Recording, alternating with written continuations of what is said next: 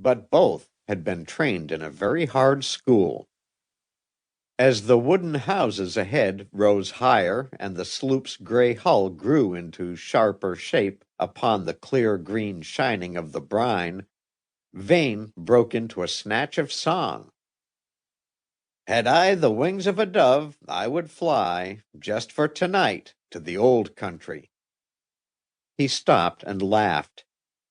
It's 9 years since I've seen it, but I can't get those lines out of my head. Perhaps it's because of the girl who sang them. Somehow I felt sorry for her. She had remarkably fine eyes. Sea blue, said his companion. I don't grasp the connection between the last two remarks. Neither do I, Vane admitted. I suppose there isn't one. But they weren't sea blue, unless you mean the depth of indigo when you're out of sounding. They're Irish eyes. You're not Irish. There's not a trace of the Celt in you, unless it's your habit of getting indignant with the folks who don't share your views.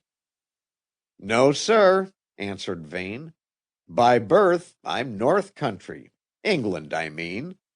Over there, we're respectable before everything, and smart at getting hold of whatever's worth having. As a matter of fact, you Ontario Scotsmen are mighty like us. You certainly came out well ahead of those city men who put up the dollars, said Carroll. I guess it's in the blood, though I fancied they would take the mine from you. Vane brought his paddle down with a thud. Just for tonight, to the old country, he hummed, and added, It sticks to one. Why did you leave the old country? That's a blamed injudicious question to ask, but you shall have an answer. There was a row at home. I was a sentimentalist then, and just 18, and as the result of it, I came out to Canada. His voice changed and grew softer. I hadn't many relatives, and except one sister, they're all gone now. That reminds me, she's not going to lecture for the county education authorities any longer. The sloop was close ahead, and slackening the paddling, they ran alongside. Vane glanced at his watch when they had climbed on board. Supper will be finished at the hotel, he remarked.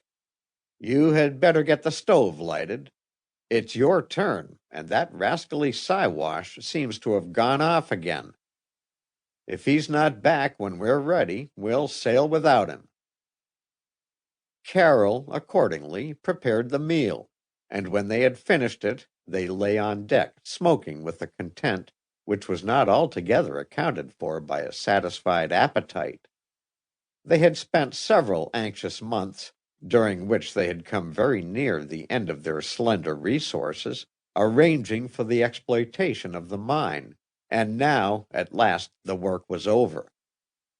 Vane had that day made his final plans for the construction of a road and wharf by which the ore could be economically shipped for reduction, or, as the alternative to this, for the erection of a small smelting plant. They had bought the sloop as a convenient means of conveyance and shelter, since they could live in some comfort on board. Now they could take their ease for a while, which was a very unusual thing to both of them. I suppose you're bent on sailing this craft back? Carroll said at length.